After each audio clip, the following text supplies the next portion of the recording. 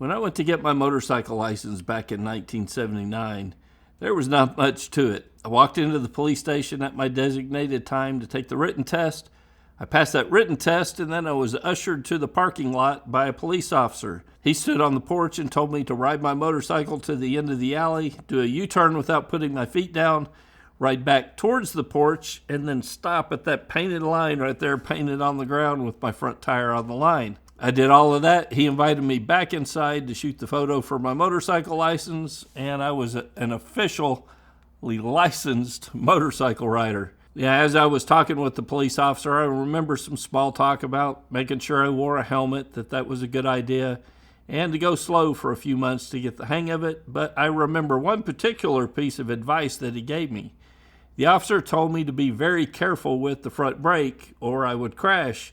In fact, if I remember his advice correctly, he told me to avoid using that front brake if possible.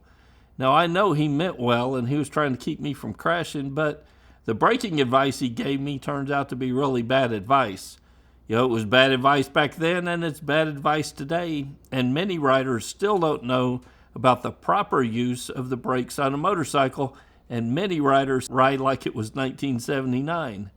Whether through panic or fear of using the front brake or lack of training or lack of practice, riders frequently use only the rear brake in a panic situation and fail to get the motorcycle to a stop in an emergency. This week we'll discuss how to apply the front brake and the difference that it makes when stopping in an emergency. Yeah, I've heard riders say that if I brake too hard on a motorcycle, especially with that front brake, I'm going to lock the tire up and crash. Well, the truth is it's critical how you initially go to the brakes and much less about how much pressure you ultimately apply to the brake through the braking process.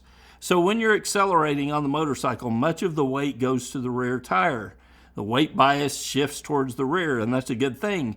Because you're accelerating, you want that rear tire being pressed into the ground, giving you traction as you accelerate. If you need to stop quickly and you still have most of the weight on that rear tire of the motorcycle, you can easily stop that front tire from spinning before weight has had a chance to transfer to the front of the motorcycle, thus locking that tire up and causing a crash. If you don't have ABS and you keep it locked up, you're very likely to crash. If you do have ABS, you're extending your stopping distance because you're forcing the ABS to release and reapply the brake, the caliper, so that tire can try to gain traction, and what that's doing is ultimately extending your stopping distance. Either way, neither is ideal when you need to stop in a hurry. But if your initial application of the front brake allows for a fraction of a second or two for that weight to transfer to the front of the motorcycle, you're going to progress, then you can progressively apply more pressure to that front brake as the weight continues to transfer to the front of the motorcycle, thus getting your shortest stopping distance.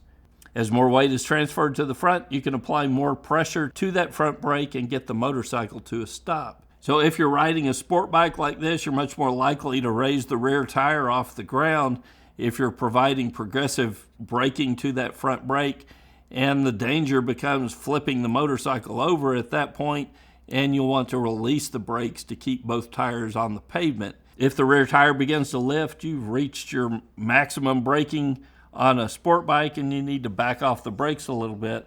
On a cruiser, it's much more difficult to get that rear tire to lift off the ground.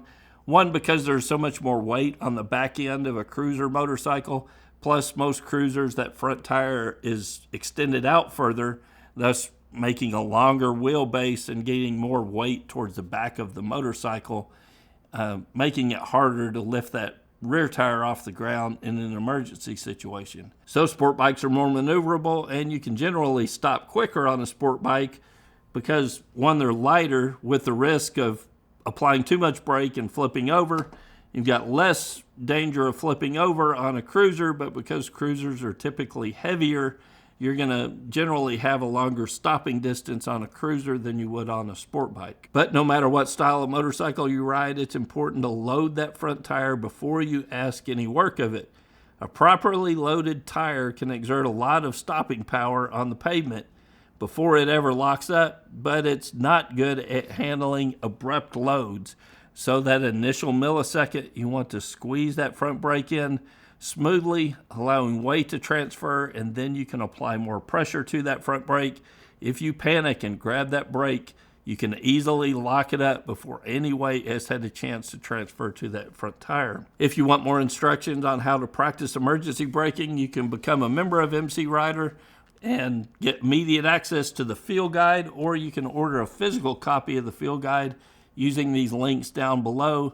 I've got it in either format, print format, or if you become a member, you'll get access to the digital version of the field guide and the forums and a whole lot more other perks that really help support my ability to make videos like this. In the credits of this video, I'll share a recent video I did with you that talks more about how to practice and develop your emergency braking skills, so stay tuned for that and click on that link if that's something that interests you. Till next week, guys, it's Kevin with MCrider, and I'll see you on the road. There's a whole lot more to MCrider than just the weekly videos. Go to mcrider.com/member. You'll get instant access to the forums and the field guide. You get ad-free MCrider videos and a whole lot more. Go to mcrider.com/member for all the details.